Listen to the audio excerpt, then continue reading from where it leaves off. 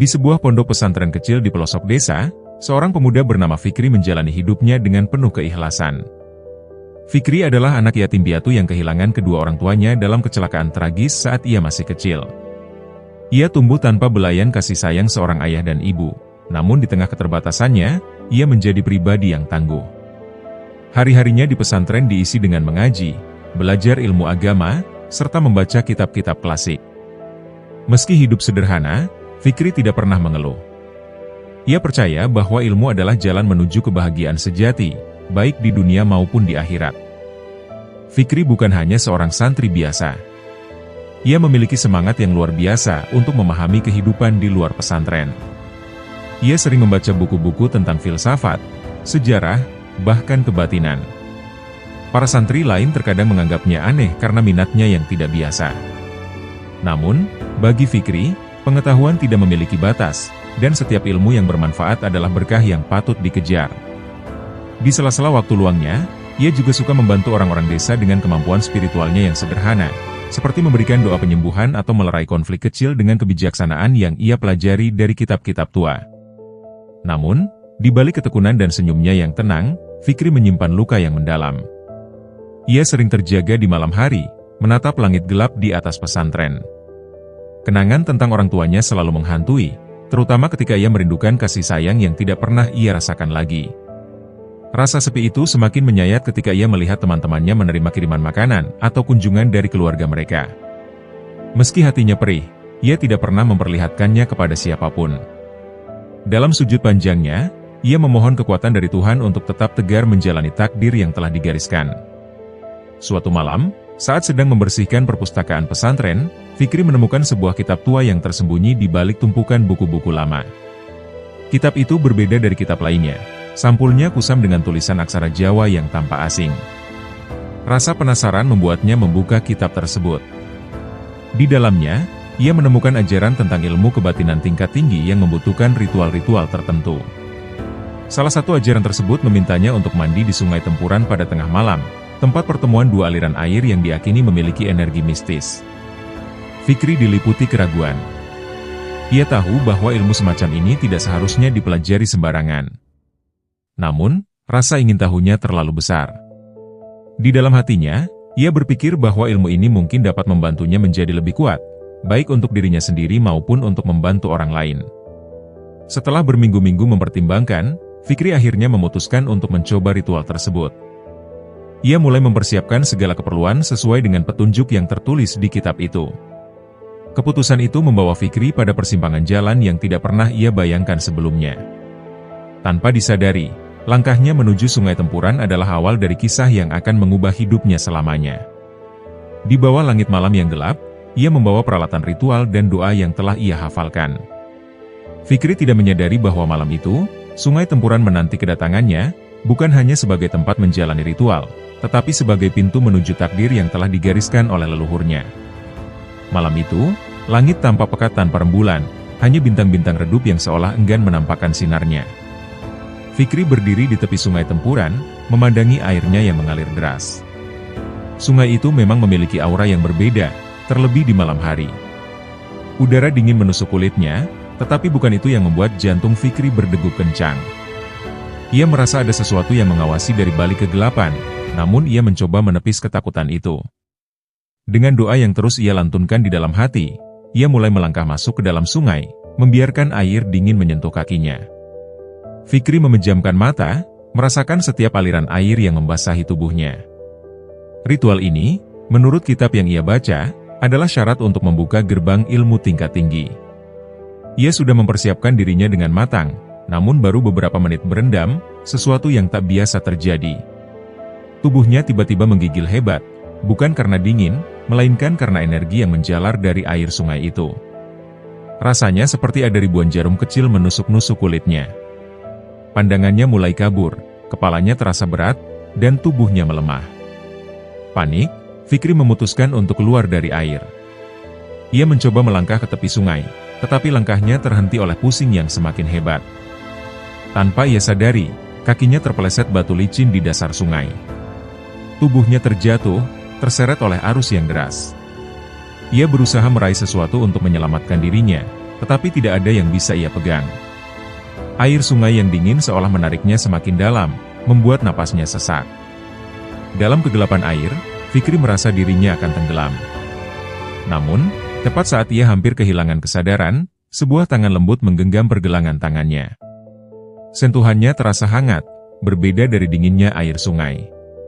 Perlahan, ia merasa tubuhnya diangkat dari arus deras dan dibawa ke sebuah tempat yang tidak ia kenali.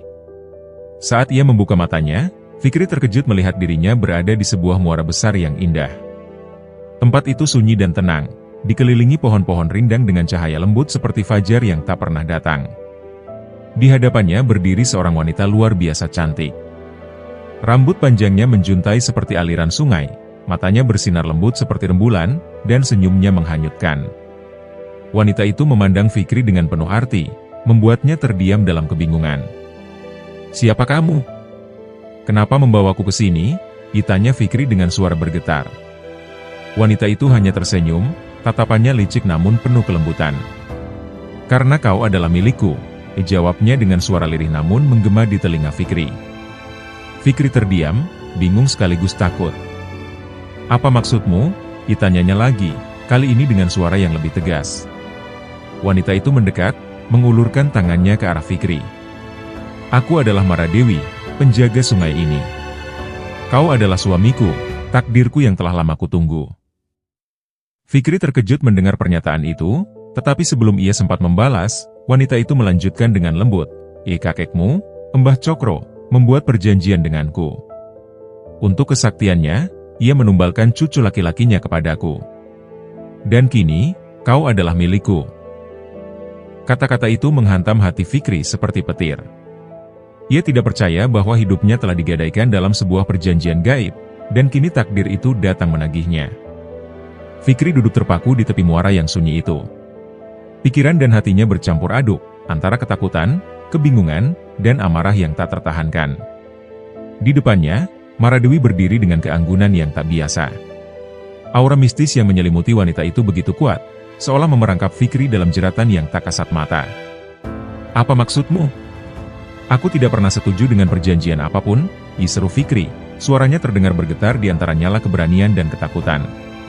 Namun, Maradewi hanya tersenyum, senyuman yang tampak lembut tetapi penuh misteri.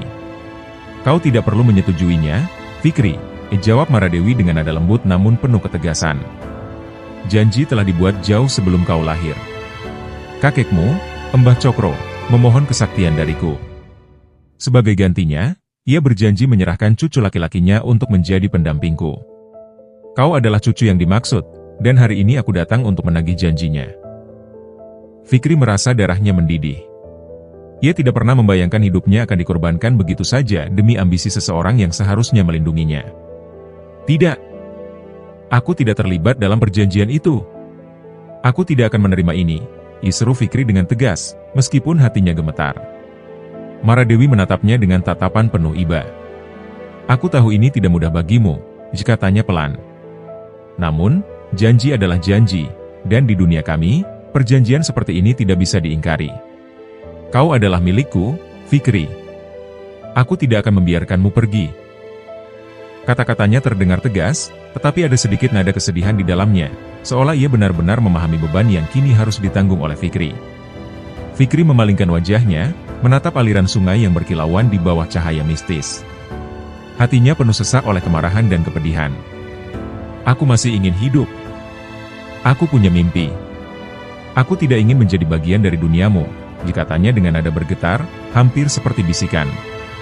Namun, Maradewi tidak bergeming. Ia melangkah mendekat, duduk di hadapan Fikri, dan menatapnya dalam-dalam. "Kita bisa hidup bersama, Fikri," katanya pelan. "Aku bisa menjadi istrimu di dunia ini maupun di duniaku. Kau hanya perlu menerimaku." Fikri menggigit bibirnya, mencoba menahan air mata yang ingin tumpah. Ia merasa terjebak dalam takdir yang tidak pernah ia pilih. "Beri aku waktu," katanya akhirnya, mencoba menemukan celah untuk menyelamatkan dirinya. "Beri aku waktu untuk kembali ke pesantren, untuk berpikir. Aku tidak bisa memutuskan sekarang." Maradewi menatapnya sejenak, lalu mengangguk. "Baik," katanya dengan nada lembut tetapi penuh peringatan. "Namun, ingatlah, Fikri, Jika kau tidak kembali, aku akan datang mencarimu. Tidak ada tempat di dunia ini di mana kau bisa bersembunyi dariku. Kata-kata Maradewi menjadi ancaman yang terus terngiang di benak Fikri saat ia akhirnya diantarkan kembali ke tepian sungai. Tubuhnya basah kuyup dan gemetar saat ia menatap keheningan malam. Ia tahu bahwa pertemuan ini bukan sekadar mimpi buruk yang bisa ia lupakan begitu saja. Maradewi nyata, dan perjanjian gaib itu adalah kenyataan yang tidak bisa ia hindari. Dengan langkah gontai, ia kembali ke pesantren, membawa beban takdir yang kini menghantuinya. Namun dalam hatinya, Fikri bersumpah akan mencari cara untuk melawan takdir yang telah dipaksakan padanya. Fikri duduk termenung di beranda pesantren, memandangi hujan gerimis yang jatuh di halaman. Wajahnya tampak pucat, dan matanya dipenuhi kekosongan. Malam di Sungai Tempuran masih terngiang di kepalanya, seperti mimpi buruk yang terus membayangi. Ia menggenggam kitab yang membawanya ke ritual itu, tetapi kini, buku itu terasa lebih seperti kutukan daripada pintu menuju pengetahuan. Fikri tahu ia tidak bisa menyimpan beban ini seorang diri. Dengan berat hati, ia memutuskan untuk berbicara kepada sahabatnya, Nizam, seseorang yang selalu mendengarkan tanpa menghakimi. Di malam yang sama, Fikri mengajak Nizam ke perpustakaan pesantren. Dalam keheningan ruangan, ia mulai bercerita dengan suara yang lirih. Ia menceritakan pertemuannya dengan Maradewi, tentang kakeknya yang membuat perjanjian gaib, dan ancaman yang kini membayanginya. Wajah Nizam berubah tegang, tetapi ia tidak menyela. Setelah Fikri selesai bercerita, Nizam menarik napas panjang dan mulai mengingat kisah yang pernah ia dengar dari kakeknya sendiri. Dulu, simbahku pernah bercerita, kata Nizam, suaranya rendah namun bergetar. Ada seorang pria bernama Mbah Cokro yang terkenal karena kesaktiannya. Banyak orang desa memujanya, tapi simbahku tahu, kekuatan itu tidak datang begitu saja. Ia mendapatkan kesaktiannya setelah bertapa di Sungai Tempuran. Sebagai syarat, ia harus memberikan sesuatu yang sangat berharga. Nizam berhenti sejenak, menatap Fikri dengan tatapan yang sulit dijelaskan. Kau bilang Maradewi menyebutmu sebagai tumbal, apakah mungkin cucu laki-laki yang dimaksud itu kau? Fikri tidak bisa menjawab. Hatinya terasa seperti dihantam palu. Semua cerita itu mulai masuk akal, seolah potongan puzzle yang selama ini terpisah kini menyatu. Ia teringat bagaimana kakeknya dulu selalu dihormati oleh orang-orang desa, bahkan sering dianggap sebagai orang sakti. Tapi kenangan itu buram, sebab Fikri kehilangan kakeknya saat masih kecil. Namun sekarang, fakta itu seperti belati yang menusuk langsung ke jantungnya. Fikri mencoba menahan air mata, tetapi rasa sakit itu terlalu besar untuk disembunyikan. Aku tidak tahu harus berbuat apa, Nizam, kata Fikri akhirnya, suaranya serak. Aku tidak pernah meminta semua ini. Aku hanya ingin hidup normal, seperti orang lain. Tapi kenapa aku harus menanggung akibat dari perbuatan kakekku? Nizam menepuk pundak sahabatnya, mencoba memberikan kekuatan. Aku juga tidak tahu jawabannya, Fikri, katanya pelan. Tapi aku yakin, masih ada cara untuk keluar dari semua ini. Kita hanya perlu mencari tahu lebih dalam. Malam itu, Fikri kembali ke kamarnya dengan hati yang lebih berat. Meskipun ia merasa sedikit lega telah berbicara dengan Nizam, rasa takut dan bingung tetap menyelimutinya. Ia sadar waktu semakin sempit, dan Maradewi akan menagih janjinya. Namun, dalam doa panjangnya, Fikri memohon petunjuk. Ia tahu bahwa perjuangannya baru saja dimulai, dan ia harus menemukan cara untuk melawan takdir ini, meskipun itu berarti menghadapi kekuatan yang jauh lebih besar dari dirinya sendiri. Hujan rintik-rintik membasahi malam itu, membawa aroma tanah yang basah ke dalam ruangan kecil tempat Fikri duduk termenung. Waktunya semakin dekat. Dalam hatinya, ia tahu bahwa Maradewi tidak akan menunggu lebih lama. Bayangan wanita itu dengan tatapan tajamnya terus menghantui Fikri.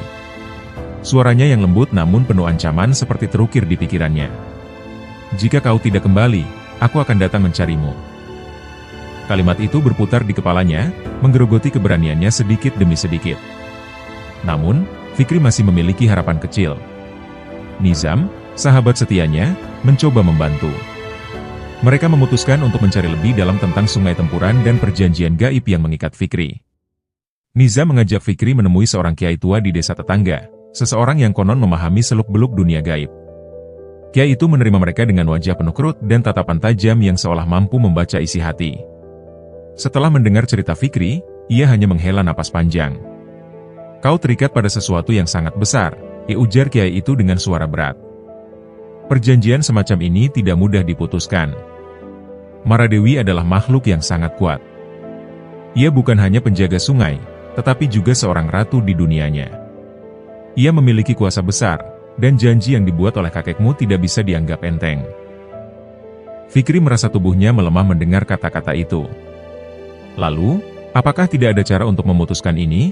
Tanyanya, suaranya nyaris seperti bisikan. Kiai itu diam sejenak, lalu mengangguk pelan. Ada satu cara, tapi risikonya sangat besar. Kau harus menghadapi Maradewi langsung dan membujuknya untuk membatalkan perjanjian itu.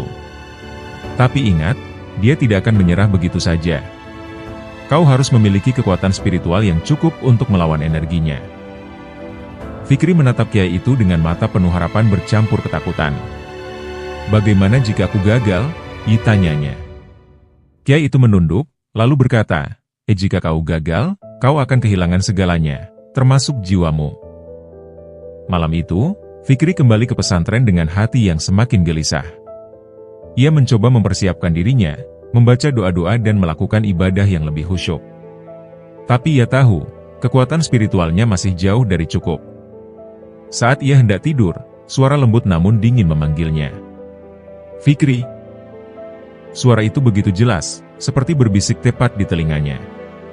Fikri terbangun dengan keringat dingin membasahi tubuhnya. Dalam kegelapan kamar, ia melihat bayangan samar Maradewi di sudut ruangan, senyumannya yang misterius menghantui. Aku menunggumu, kata Maradewi dengan nada lembut yang membuat bulu kuduk Fikri meremang. Waktumu hampir habis. Jangan paksa aku untuk datang menjemput. Bayangan itu menghilang seketika, meninggalkan Fikri dalam kegelapan dan ketakutan yang menggumpal. Ia tahu, waktunya semakin sempit. Pertarungan antara kebebasannya dan janji gaib yang mengikatnya sudah di ambang pintu.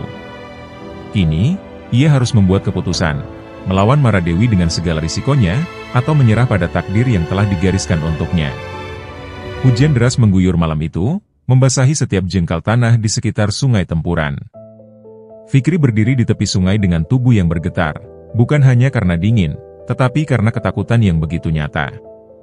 Suara gemuruh air bercampur dengan desiran angin malam menciptakan suasana yang mencekam. Ia tahu, malam ini adalah saatnya. Jika ia tidak datang, Maradewi pasti akan menjemputnya secara paksa. Namun, Fikri juga tahu bahwa kedatangannya berarti menghadapi nasib yang tidak pernah ia pilih. Langkahnya terasa berat ketika ia masuk ke dalam sungai, air dingin menyentuh kulitnya seperti ribuan jarum tajam. Di tengah arus yang deras, Fikri berdoa dalam hati, memohon perlindungan dari Yang Maha Kuasa. Tubuhnya semakin tenggelam ke dalam aliran air hingga pandangannya mulai kabur. Tiba-tiba, suasana berubah. Ia mendapati dirinya kembali berada di muara besar yang sunyi, tempat yang sama seperti sebelumnya. Segalanya terasa hening, kecuali suara langkah lembut seseorang yang mendekat. Maradewi muncul dari balik kabut, anggun dan memukau. Matanya yang tajam langsung tertuju pada Fikri. Kau datang, katanya dengan senyum yang sulit dibaca, entah itu kelegaan atau kemenangan. Fikri menggenggam kedua tangannya, mencoba mengumpulkan keberanian yang tersisa. Aku tidak punya pilihan, jawabnya singkat. Namun, tatapannya tidak menunjukkan ketundukan. Ia menatap Maradewi dengan penuh tekad. Aku datang bukan untuk menyerah, tapi untuk memintamu melepaskanku. Maradewi terdiam sejenak, kemudian tertawa pelan, suaranya lembut namun menusuk. Fikri, kau adalah milikku. Perjanjian ini bukan sesuatu yang bisa dibatalkan begitu saja. Aku telah menunggumu selama ini, dan aku tidak akan melepaskanmu. Suaranya berubah menjadi lebih tegas, menyeratkan kekuatan yang tidak bisa dilawan. Namun, Fikri tidak gentar. Ia melangkah maju, meskipun tubuhnya bergetar hebat. Aku tidak pernah setuju dengan perjanjian ini. Ini adalah kesalahan kakekku, bukan aku. Aku mohon, bebaskan aku, katanya dengan suara yang penuh emosi. Tatapan Maradewi melembut sejenak, seperti ada perasaan iba yang muncul di dalam dirinya. Namun, hanya sekejap. Ia mendekat dan berkata, janji adalah janji, Fikri. Kau mungkin tidak pernah memilih ini, tetapi takdirmu telah digariskan sejak lama. Namun, aku akan memberimu satu kesempatan. Jika kau bisa membuktikan bahwa kau lebih kuat dariku, aku akan membatalkan perjanjian ini. Maradewi melangkah mundur, memberi jarak di antara mereka. Tapi jika kau gagal, kau akan menjadi milikku selamanya. Fikri merasa darahnya mendidih. Ia tahu risiko ini besar, tapi ini adalah satu-satunya jalan. Dengan segenap keberanian, ia berdiri tegap di hadapan Maradewi, siap untuk menghadapi kekuatan yang tidak bisa ia bayangkan sebelumnya. Aku akan melawanmu, kata Fikri tegas. Dalam keheningan malam itu, Fikri mempersiapkan dirinya untuk pertarungan terbesar dalam hidupnya, sebuah perjuangan antara kehendak manusia dan kekuatan gaib yang mengikatnya. Hati dan doanya menjadi senjata terakhirnya, berharap bahwa Tuhan tidak akan membiarkannya kalah di tangan takdir yang tidak adil ini. Langit malam di muara besar itu berubah kelam, seolah-olah alam ikut menyaksikan apa yang akan terjadi. Angin bertiup kencang, memutar kabut di sekitar Fikri dan Maradewi. Tubuh Fikri terasa berat, bukan hanya karena ketakutan, tetapi juga karena energi yang tiba-tiba menyelimuti tempat itu. Ia menggenggam tasbih kecil yang selalu ia bawa, satu-satunya benda yang ia yakini bisa menjadi pelindungnya. Sementara itu, Maradewi berdiri tegak, auranya memancar semakin kuat, matanya menyala seperti bara api yang tidak bisa dipadamkan. Fikri, suara Maradewi terdengar menggema, mengisi setiap sudut muara. Aku menghormatimu karena keberanianmu, tetapi keberanian saja tidak cukup. Kau harus memahami, aku adalah bagian dari dunia ini. Kekuatanmu tidak akan mampu mengalahkanku. Fikri menelan ludah, mencoba menghilangkan gemetar di tubuhnya. Ia mengingat doa-doa yang diajarkan di pesantren, kata-kata suci yang telah menjadi pelipur hatinya di tengah ketakutan. Aku tidak sendirian, jawab Fikri dengan suara yang bergetar, Ya Allah selalu bersamaku. Maradewi tersenyum tipis, tetapi senyum itu berubah menjadi tatapan tajam. Dengan gerakan tangan yang anggun, ia memanggil energi sungai yang mulai berputar di sekitar mereka. Air dari muara terangkat, membentuk pusaran yang mengancam. Fikri menutup matanya sejenak, lalu membaca doa-doa dengan penuh keyakinan. Ia memegang tasbihnya erat-erat, memusatkan pikirannya hanya pada satu hal, keyakinannya kepada Tuhan. Perlahan, energi itu menyelimuti dirinya, memberikan kehangatan di tengah dinginnya malam.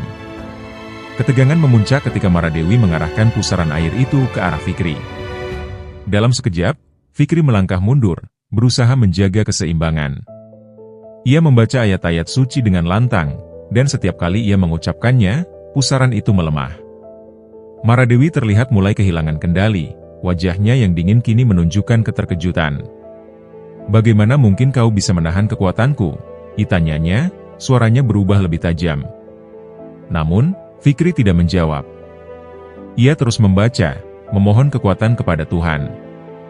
Dalam hitungan detik, sebuah cahaya terang muncul di sekeliling Fikri, melindunginya dari serangan Maradewi. Cahaya itu semakin besar, membuat Maradewi mundur dengan ketakutan di wajahnya. Berhenti, seru Maradewi dengan suara menggema. Cukup. Kau telah membuktikan kekuatanmu. Energi di sekeliling mereka mereda, dan muara kembali sunyi. Fikri membuka matanya perlahan, napasnya tersengal-sengal. Ia masih memegang tasbihnya dengan erat, tetapi tubuhnya terasa lelah, seolah seluruh energinya telah terkuras habis. Maradewi menatap Fikri dengan mata yang penuh dilema. Aku tidak pernah mengira kau memiliki kekuatan sebesar ini, tanya pelan. Kau telah melawan takdirmu, dan aku harus menghormati itu. Aku akan membebaskanmu dari perjanjian ini, tetapi ingat, aku melepaskanmu bukan karena kelemahanku, melainkan karena pilihanmu untuk melawan dengan keyakinan. Dengan itu, Maradewi menghilang, meninggalkan Fikri berdiri sendirian di muara.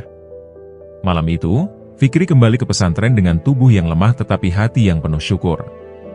Ia telah memenangkan pertarungan terbesar dalam hidupnya, dan untuk pertama kalinya, ia merasa bebas. Pagi yang cerah menyambut Fikri saat ia membuka matanya di kamar pesantren. Setelah malam yang panjang dan penuh pertarungan, tubuhnya masih terasa lelah, tetapi hatinya lega. Ia menyadari bahwa ia masih hidup dan telah bebas dari perjanjian gaib yang menghantuinya. Namun, ia juga tahu bahwa pengalaman itu telah mengubahnya selamanya. Tidak ada lagi ketakutan yang membayangi, hanya rasa syukur yang membuncah di dadanya. Ia memandangi tasbih kecil yang masih berada di genggamannya, satu-satunya saksi perjuangannya melawan Maradewi.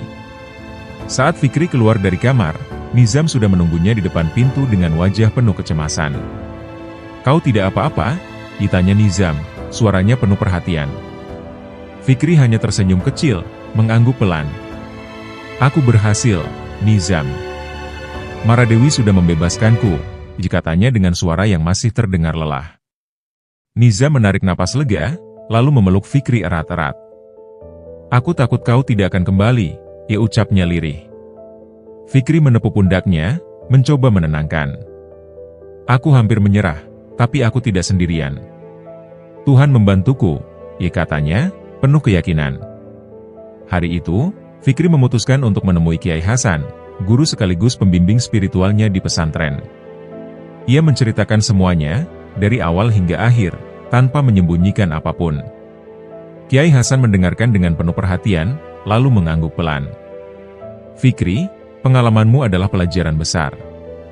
Perjanjian seperti itu tidak mudah diputuskan, tetapi engkau telah menunjukkan bahwa iman yang kuat bisa mengalahkan apapun," kata Kiai Hasan. "Namun, ingatlah, perjalanan ini bukan hanya tentang melawan kekuatan gaib. Ini juga tentang bagaimana engkau menjaga imanmu di masa depan." Kata-kata Kiai Hasan membuat Fikri merenung. Ia menyadari bahwa perjuangannya belum selesai. Dunia ini penuh dengan godaan dan ujian, dan apa yang telah ia alami hanyalah salah satu dari banyak rintangan yang mungkin ia hadapi. Namun, ia merasa lebih siap sekarang. Pengalamannya dengan Maradewi telah mengajarinya untuk selalu bergantung pada Tuhan, tidak peduli seberapa besar masalah yang ia hadapi.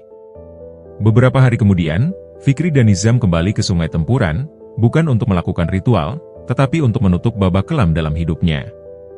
Mereka berdiri di tepi sungai, memandang aliran air yang kini tampak lebih damai.